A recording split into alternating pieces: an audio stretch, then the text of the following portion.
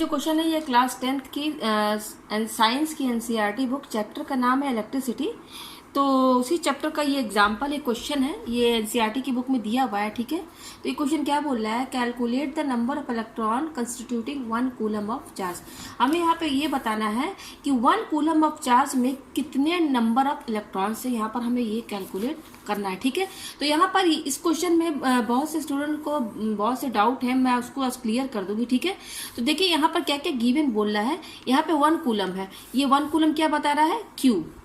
ठीक है, क्यू क्या होता है, 1 कूलम चार्ज, जिसको कि क्यू से डिनोट किया जाता है। तो क्यू कितना दिया हुआ, 1 कूलम। देखिए 1 कूलम लिखा हुआ। ठीक है, हमें यहाँ पे क्या फाइंड करना है, calculate the number of electrons, यानी कि यहाँ पर हमें एन फाइंड करना है। ये बताए, ये एन क्या बता रहा है, नंबर ऑफ इलेक्ट्रॉन्स, यानी कि एन हमें यहाँ पर काउंट करना है। ठीक है, और यहाँ पर हमें क्या क्या चीज दिया हुआ है, किसका बताना है, हमें यहाँ इलेक्ट्रॉन का टोटल नंबर बताना है कि 1 कूलम चार्ज में टोटल कितने इलेक्ट्रॉन्स हैं। तो एक इलेक्ट्रॉन पे क्या चार्ज होता है, आप जानते हैं कि एक सिंगल इलेक्ट्रॉन पर जो चार्ज होता है, एक सिंगल इलेक्ट्रॉन पर वो होता है 1.6 इंटू 10⁻⁻19 कूलम, ये होता है। ठीक है, ये देखिए निगेटिव मैंने यहाँ पे दिखा दिया है, निगेटिव है, मतलब कि ये जो है आपका निगेटिव में ही है। ये जो मैं यहाँ पे निगेटिव जो रहता है ना, वो निगेटिव मैंने यहाँ पे लिखा है। यहाँ पे निगेटिव लिखने की जरूरत नहीं है, और यहाँ पर इस क्वेश्चन में निगेटिव यहाँ नहीं लिखना है आपको। ठीक है, ये आपका जस्ट 1.6 इंटू 10⁻⁻19 कूलम, वो यहाँ से आप समझ जाएंगे। ये जो मैंने लिखा है ना, ई के ऊपर जो ये माइनस, तो ये बता देगा कि ये निगेटिव में है। ठीक है, तो यहाँ पर एक सिंगल इलेक्ट्रॉन पे जो चार्ज होता है वो क्या होता है, 1.6 इंटू 10⁻⁻19 कूलम। ठीक है, तो आपने क्लास 9th में पढ़ा होगा कि क्यू जो होता है वो किसके बराबर होता है, एन ई के बराबर। ठीक है, क्यू क्या होता है, एन ई के बराबर होता है, ये फॉर्मूला आपने पढ़ा है, Q equal to N E बोलिए, या यहाँ पर या तो इसको एन ई भी लिख सकते हैं, या फिर आप एन ई ये भी लिख सकते हैं, दोनों का मतलब एक ही है। ठीक है, आप Q equal to N E लिखिए या एन ई, और यहाँ पर देखिए निगेटिव का यहाँ पे मैंने साइन लगाया, ये भी लिख सकते हैं। तो ये मेन फॉर्मूला होता है Q equal to N E, ये होता है मेन फॉर्मूला। ठीक है, तो यहाँ पर अब हम वैल्यू पुट करते हैं। यहाँ पर देखिए Q की वैल्यू क्या दी हुई, 1, तो यहाँ पे 1 लिखिए, क्योंकि केवल हमें 1 कूलम का ही निकालना है ना। यहाँ पे क्या बोला कि 1 कूलम में टोटल कितने, 1 कूलम अब जो चार्ज है 1 कूलम, उसमें कितने इलेक्ट्रॉन्स है। तो यहाँ पर क्यू की जगह हम 1 लिखेंगे। अगर इस क्वेश्चन में ये बोले कि आप यहाँ पर calculate the number of electrons constituting 2 coulomb of charge, यहाँ 1 की जगह अगर 2 लिख दे या 10 लिख दे या 20 कुछ भी लिख दे, तो यहाँ पर क्यू की वैल्यू, अगर मान लीजिए यहाँ पे 20 कूलम लिखा हुआ 1 की जगह, तो यहाँ जस्ट क्यू की जगह आप क्या लिखेंगे, 20 लिख देंगे। क्यू की जगह आप क्या लिख देंगे, 20 कूलम। तो यहाँ पर क्यू की क्या वैल्यू रहेगी, 20 लिख देंगे। तो आप कितने भी कूलम का जो है, कितना भी कूलम ले लीजिए, आप उसमें ये फॉर्मूला लगा देते, तो इस फॉर्मूले से आप कितने भी कूलम में जितने भी नंबर ऑफ इलेक्ट्रॉन्स है वो आप यहाँ पर निकाल सकते हैं, बस इसी फॉर्मूले से। ठीक है, तो यहाँ पर हमारा 1 कूलम का ही निकालना है, तो क्यू की जगह मैंने 1 लिख दिया। ठीक है, इक्वल टू एन, एन हमें फाइंड करना है। एन क्या बताएगा कि 1 कूलम में कितने टोटल नंबर ऑफ इलेक्ट्रॉन्स है, उसको एन से यहाँ पर डिफाइन किया गया, एन हो गया। अब इनके बीच में इंटू का साइन है। ठीक है, तो इंटू ये देखिए ई, ये इलेक्ट्रॉन का चार्ज बता रहा है, और एक सिंगल इलेक्ट्रॉन का चार्ज क्या होता है, ये ई की जगह आप क्या लिखेंगे, ये लिखेंगे 1.6 इंटू 10⁻⁻19, ये लिख दे यहाँ पर आपने। ठीक है, अच्छा ये Q का चार्ज क्या है, देखिए Q जो है 1 कूलम है, इसका यूनिट क्या है, कूलम है, तो चलिए मैं यहाँ यूनिट भी लिखती हूँ, कूलम। ठीक है, अच्छा n हमें पता करना है, n क्या बता रहा है, नंबर बता रहा है, इसका कोई यूनिट तो होगा नहीं। ठीक है, अच्छा 1.6 इंटू 10⁻⁻19, इसका चार्ज क्या है, यूनिट क्या है, कूलम, ये भी कूलम लिख दीजिए। ठीक है, लिख दिया यहाँ पर, क्यों क्या 1 कूलम है, तो मैंने यहाँ 1 कूलम लिख दिया, यूनिट के साथ लिख दिया, इक्वल टू एन इंटू, और यहाँ पर जो ई का जो वैल्यू है ये इलेक्ट्रॉन का, उसका भी मैंने यहाँ पर लिख दिया, उसका भी यूनिट मैंने यहाँ पर लिख दिया, सी। ठीक है, अब यहाँ से हमें एन की वैल्यू फाइंड करनी है, तो ये एन यहीं पे रहेगा, ये इसके साथ ये जो टर्म इंटू में है ना, इसको जब हम इधर साइड लेकर आएंगे, ये RHS साइड में है, ये LHS साइड में लेकर आएंगे, इंटू वाली चीज इक्वल टू किधर लेकर आएंगे, तो वो क्या हो जाएगा, इंटू वाली चीज इक्वल टू किधर आने पर वो डिवाइड में चला जाएगा। ठीक है, ये आपको समझ में आ गया, हमें केवल एन की वैल्यू चाहिए ना, तो ये वाली टर्म हम इधर साइड लेकर आएंगे, इनटू में है तो इधर आएगा, तो ये डिवाइड में हो जाएगा। ठीक है, इक्वल टू एन, ये हो गया हमारे पास यहाँ। ठीक है, तो अब जस्ट कैलकुलेट करते हैं, देखिए ये सी और ये सी कैंसिल हो गया, तो अब आपको समझ में आ गया कि ये एन क्या बताएगा, नंबर केवल बताएगा, नंबर का कोई यूनिट तो होता नहीं, तो इसलिए देखिए यहाँ पर सी जो है वो कैंसिल हो गया। ठीक है, अब हमारे पास यहाँ एन क्या आया है, N equal to 1 upon 1.6 into 10⁻⁻19 ये आया है। ठीक है, इसी में बच्चों को बहुत कंफ्यूजन हो रहा था, यहाँ से मैं कैलकुलेशन जो है एक एक स्टेप करूंगी। ठीक है, तो चलिए सॉल्व करती हूँ मैं।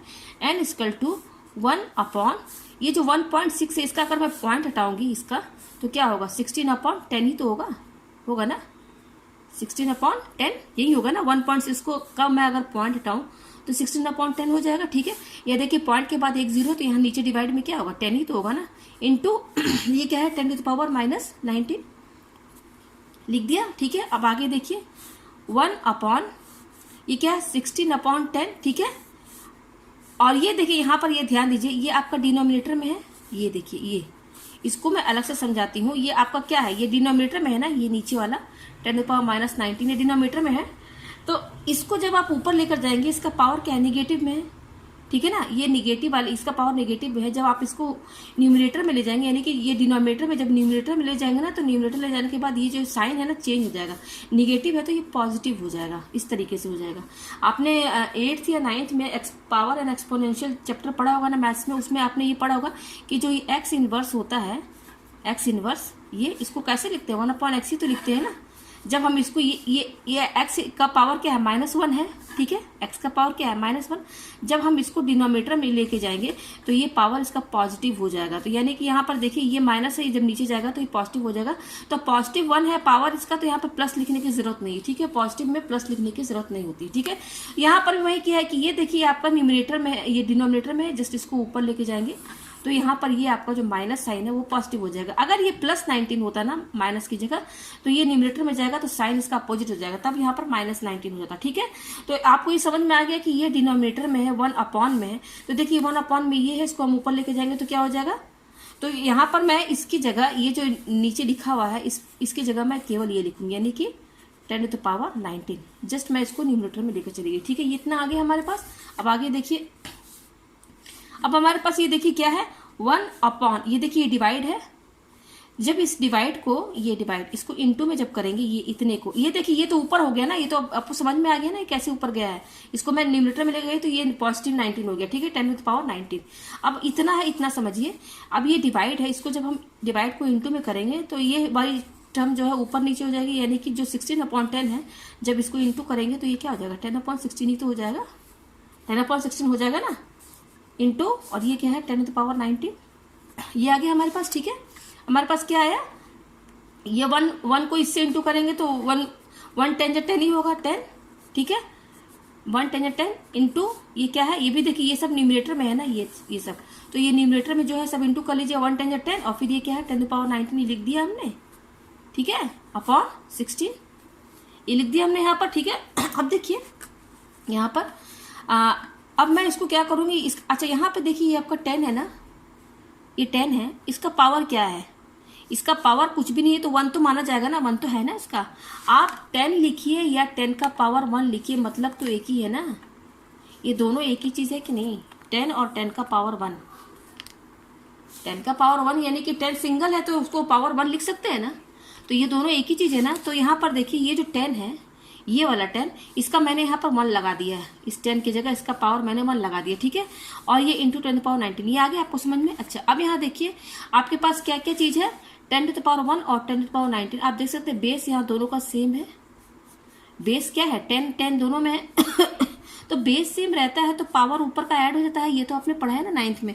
तो बेस सेम है तो हमने 10 ले लिया बेस, और पावर इसका क्या है 1, तो जस्ट पावर ऐड हो जाएगा 1 प्लस 19 अपॉन 16 ये हो गया equal to 10 to the power ये 19 और 1 क्या हो जाएगा 20 हो गया अपॉन 16 ये आ गया। ठीक है, अब देखिए यहाँ से मैं आपको समझाना चाहती हूँ, ये क्या है 10 टू द पावर 20 अपॉन 16। ठीक है, अब हमें डिवाइड करना है। ठीक है ना, तो ये 16 है तो यहाँ पर हम क्या करेंगे, अब 10 टू द पावर 20 यानी कि 10 के बाद आप 20 0 लिखिए, उसके बाद आप उसको 16 से डिवाइड कीजिए, तो ये तो बहुत लंबा हो जाएगा डिवाइड। ठीक है, तो हम इस 10 टू द पावर 20 को क्या करेंगे ब्रेक कर देंगे।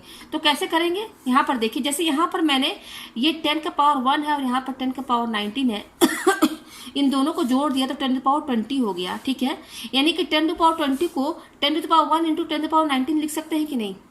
जैसे अगर मेरे पास ये हो नंबर, मान लीजिए 10 टू द पावर 5 हो, तो मैं इसको इस तरीके से लिख सकती हूँ तोड़ के 10 to the power 2 into 10 to the power 3।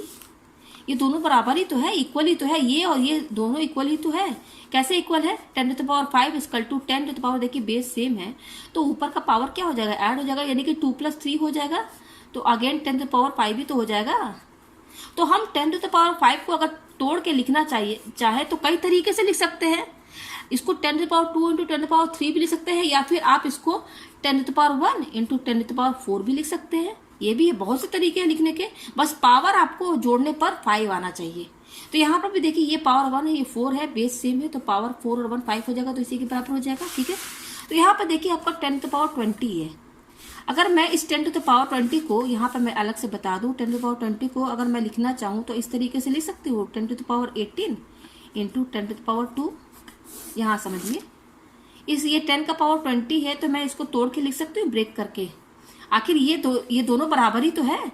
अब यहाँ देखिए ये आप ये बेस सेम है, आप पावर ऐड कर दीजिए तो 18 और 2 क्या हो जाएगा, 20 हो जाएगा, अगेन इसी के बराबर हो जाएगा। तो मैं इस 10⁻20 की जगह ये लिख सकती हूँ कि नहीं, है तो दोनों सेम ही ना, ये भी सेम है, ये भी सेम है, दोनों इक्वल है, तो मैं इसकी जगह ये लिखूंगी 10⁻18 इंटू 10⁻2। ठीक है, क्यों मैं बताऊंगी आपको क्यों लिखा है, इससे जो है डिवाइड करना इजी हो जाएगा। तो देखिए यहाँ पर हमारे पास क्या आया है, n इक्वल टू, ये देखिए सब n के बराबर है, तो n इक्वल टू कितना आया है, 10⁻20/16 ये आया है।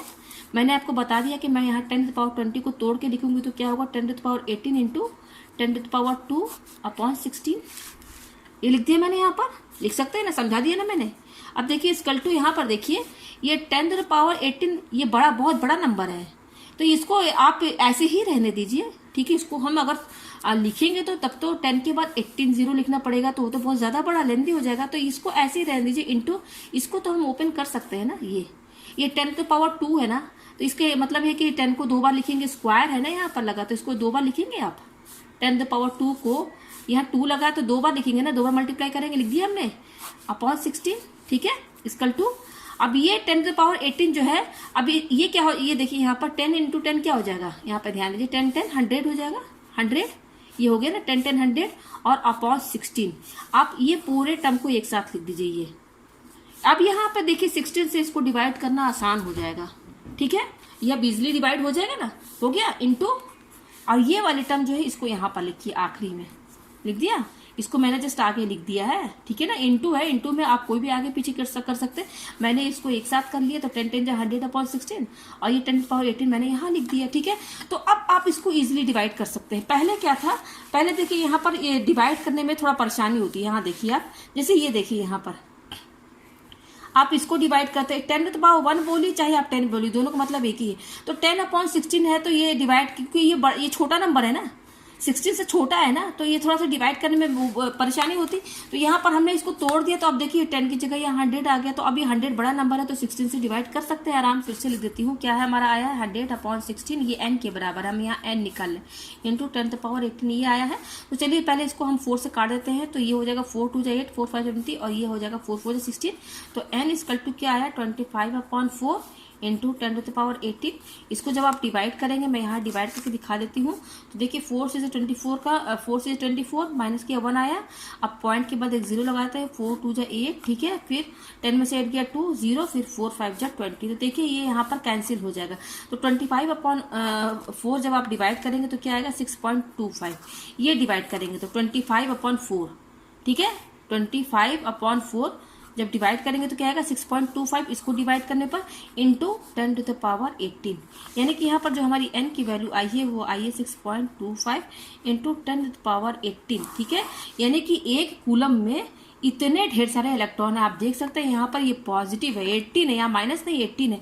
इसका मतलब 6.25 के बाद आप 18 0 लगा दीजिए, सोचिए कितने ढेर सारे इलेक्ट्रॉन्स हैं एक कूलम चार्ज में। तो मुझे उम्मीद है कि आपको ये कैलकुलेशन अच्छे से समझ में आ गया होगा।